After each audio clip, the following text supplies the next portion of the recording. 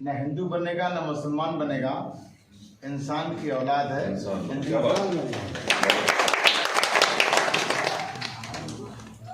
आज जहाँ चारों ओर समाज को राजनीतिक पार्टियां अपने अपने हित में, कुर्सी के लालच में वोट लेने के लिए सभी पार्टियां जात के आधार पर, धर्म के आधार पर, क्षेत्र के आधार पर लोगों को बांट करके वोट लेना चाहते हैं। कोई हिंदू की बात करता है तो कोई मुस्लिम की बात करता है तो कोई सिख की बात करता है। क्या इस देश में किसी ऐसी पार्टी की जरूरत नहीं है जो सिर्फ इंसान की बात करे, मानवता की बात करे? बोलो, है कि नहीं? है ना? तो वो पार्टी आपके बीच में सर्वजन सुखाय पार्टी बनकर के आई। हम इंसान को पहचान कर, गरीबी को जानकर, कमजोरी को जानकर, आपके हक नहीं मिले हैं उनको जानकर, ऐसे लोगों को जो हक वंचित हैं, पीड़ित हैं, शोषित हैं, उपेक्षित हैं, जिनको उनका देश की आज़ादी के बाद से अभी तक सम्मान नहीं मिला है, उनको प्रतिष्ठा नहीं मिली है, उनको शिक्षा नहीं मिली है, उनको आर्थिक आधार पर उन्नति नहीं मिली है, हम ऐसे सब लोगों को जोड़ करके अपनी पार्टी को मजबूत करना चाहते हैं। एक नया विचार समाज के सामने, एक नया विचार जनता के सामने, एक नया विचार देश के सामने। बोले भाई, है कि नहीं? नया नया लग रहा है ना? ऐसी तो कोई बात करता नहीं। बोलो भाई, ऐसी कोई बात करता है? उत्तर प्रदेश में आपके सामने दो पार्टियां, मुख्य रूप से 3 पार्टियां। एक पार्टी हल्ला बोल, जिसने हल्ला बोलने के अलावा कुछ सीखा ही नहीं। दूसरे की जमीन पे हल्ला बोल, ट्रैक्टर पर हल्ला बोल, मोटरसाइकिल पर हल्ला बोल, बकरी बकरा मिल जाए रास्ते में तो उन्हें उठा कर मोटरसाइकिल रख जाओ, उस पर हल्ला बोल। तो एक पार्टी आपके सामने ये है, और दूसरी पार्टी आपके सामने सामंतवादी पार्टी है, जो बैकवर्ड, SC, ST, माइनॉरिटी और यहाँ तक कि सवर्ण समाज के भी लोगों को सम्मान नहीं देना चाहती है, उसका अधिकार नहीं देना चाहती है, उसका हक नहीं देना चाहती है। और अगर कोई आवाज उठाए, रुक जाओ बेटा, अगर कोई आवाज उठाए तो उस पर बुलडोजर चलाना चाहती है। तो एक और ये पार्टी हल्ला बोल है, एक और बुलडोजर बोल पार्टी है। तो अब गरीब, पिछड़ा, दलित, शोषित, हक वंचित, ये बेचारा फंसा है, बीच नहीं फंसा? इसको कोई बीच का विकल्प चाहिए। तो इसके बीच के विकल्प के रूप में ये सर्वजन सुखाय पार्टी आपके बीच में आई है। सर्वजन सुखाय पार्टी का इस करहल उपचुनाव में अपना प्रत्याशी होगा। हमारी अपनी पर्चे में हमने बहुत कुछ लिखा है। हमारे अपने ये घोषणा पत्र मान लीजिए, और सबसे खास घोषणा पत्र इसमें क्या है? इसमें घोषणा पत्र है कि सरकार सरकारी नौकरियां निकाले, आउटसोर्सिंग से भर्ती ना करे। बहुत अच्छा। हर चीज का विकल्प निकालती सरकार। पुलिस का विकल्प होमगार्ड निकालती है, अध्यापक का विकल्प शिक्षा मित्र निकालती है, और फौजी का विकल्प अग्निवीर निकालती। हर चीज का विकल्प इसलिए ये विकल्प निकालते कि इनको पूरी तनख्वाह न देनी पड़े, काम तो पूरा करें लेकिन तनख्वाह पूरी न देनी पड़े, सुविधाएं पूरी न देनी पड़े।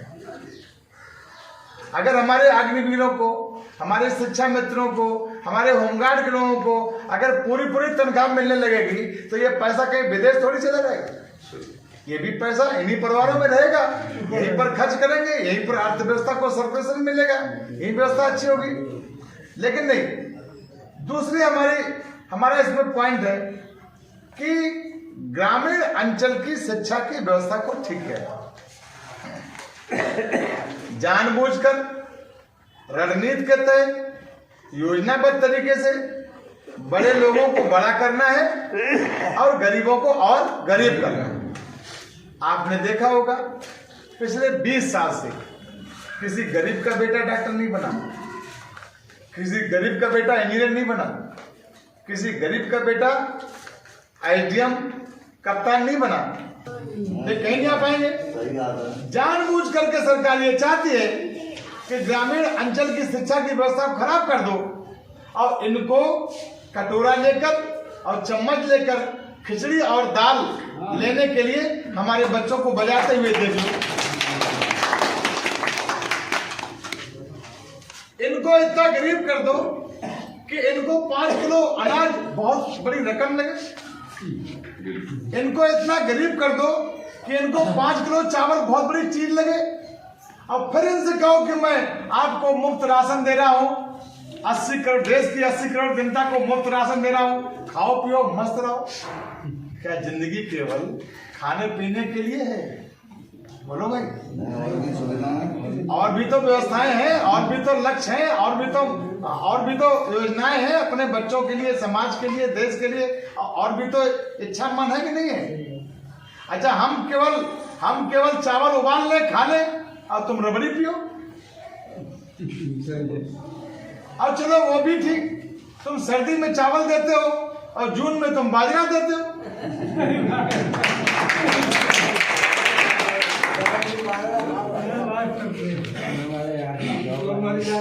तो आप बताइए, जानबूझ करके सरकारें ये व्यवस्थाएं बर्बाद करने के लिए करें नहीं करें? हमें इनसे मुक्ति पानी नहीं पानी, हमको उस शक्ति से ही मुक्ति पानी है जो हल्ला बोल करके हमारे घरों में घुस करके अपनी सरकारों के समय माताओं बहनों से बदतमीजी करते हैं, उनसे मुक्ति पानी है। और हमें इनसे ही मुक्ति पानी है जो योजनाबद्ध तरीके से मीठा जहर पिला करके हमारी पीढ़ियों को बर्बाद करने का काम कर रहे हैं, हमें इनसे ही मुक्ति पानी है। और इन तमाम बातों पर चिंतन करके, इन तमाम बातों पर सोच समझ करके हम सभी लोगों ने विचार विमर्श किया, एक रणनीति तैयार की कि हम भी समाज के व्यक्ति हैं, हम भी देश को आगे ले जाना चाहते हैं, हम भी यदि कुछ कर सकते हैं तो समाज के लिए करें। तो हमने एक अपने अलग विचारधारा को लेकर के, एक इंसानियत की, मानवता की, भाईचारा की विचारधारा को लेकर के अपनी पार्टी बनाई है। हमारे प्रदेश जी ने बताया कि हम उसमें डेप्थ को लेंगे, हम दलित, मजदूर, पिछड़ा, सवर्ण समाज में जो हक वंचित हैं, जिनको सम्मान नहीं मिला, हम सबको लेकर के चलने का काम करेंगे। एक प्रार्थना आपसे हमारी कि ये व्यवस्था जो खराब है और ये जो नेता खराब है, इसमें गलती किसकी है? हम लोग बातें कर रहे हैं, हाँ ना करो, बताओ ये गलती किसकी है? अच्छा, हम आपसे एक बता रहा, आपको नेता अच्छा चाहिए ना? नेता चरित्रवान चाहिए, नेता ईमानदार चाहिए, नेता भला चाहिए, नेता पढ़ा लिखा चाहिए। तो जो प्रत्याशी ईमानदार, भला, चरित्रवान, पढ़ा लिखा हो, आप उसी को वोट दीजिए। फिर अपनी जात क्यों ढूंढते हो? फिर अपना धर्म क्यों ढूंढते हो? फिर अपनी पार्टी क्यों ढूंढते हो? फिर अपने और बातें क्यों ढूंढते हो? अगर आप किसी भी बरादरी का आदमी हो, यदि वो भला आदमी है, आप उसको वोट दीजिए। तो जब भले लोगों को जनता वोट देना शुरू कर देगी, अच्छे चरित्रवान लोगों को जनता वोट देना शुरू कर देगी, तो पार्टी वाले भी ये कहेंगे कि जब जनता अच्छे आदमी को वोट दे रही है तो हम भी अच्छे आदमी को प्रत्याशी बनाएंगे।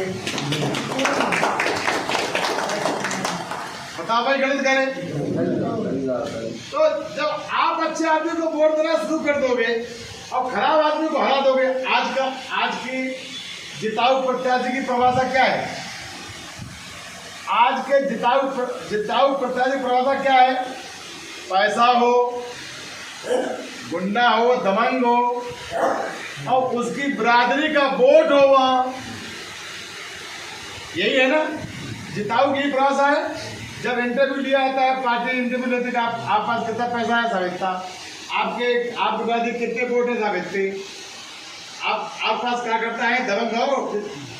बोले हाँ साहब बिल्कुल दबंग है। आज जिताऊ की ये परिभाषा है, आप जिताऊ की परिभाषा ही बदल दो ना। पैसा वाला चाहिए, गरीब क्यों चाहिए हमें? तो